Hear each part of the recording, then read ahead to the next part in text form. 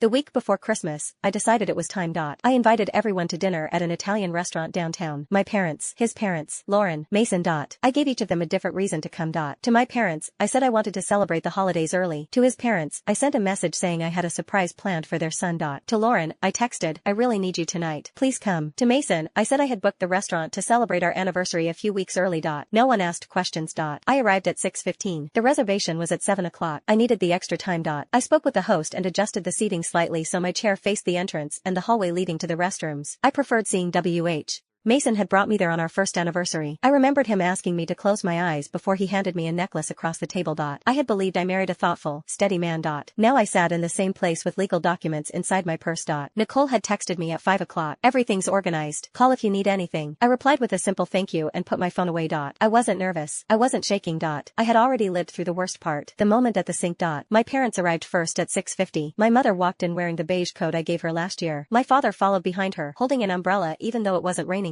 What are we celebrating? My mom asked as she sat down.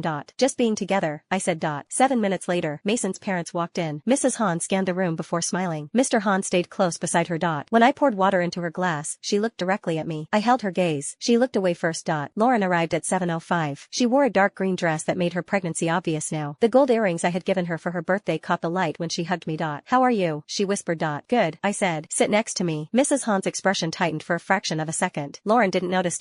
Mason walked in last at 7:12, adjusting his jacket like he always did when he was late. He spotted me across the room and smiled. That smile used to calm me. He greeted everyone and sat to my left. Traffic was awful, he said. He placed his hand over mine on the table. I let it stay there.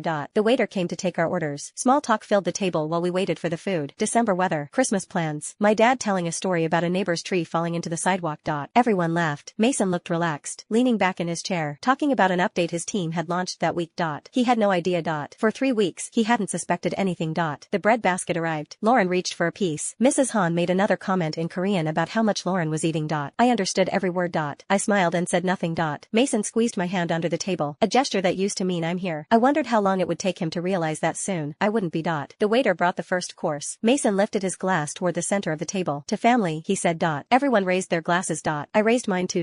Then I set it down without drinking. I looked at Lauren, who was laughing at something my father said. I looked at Mrs. Hahn, who was already planning in Korean how to explain this to relatives back home. I looked at Mason, who still believed he was in control. And I reached into my purse. This is where part 1 ends. If you don't want to wait for part 2, the full version link is in my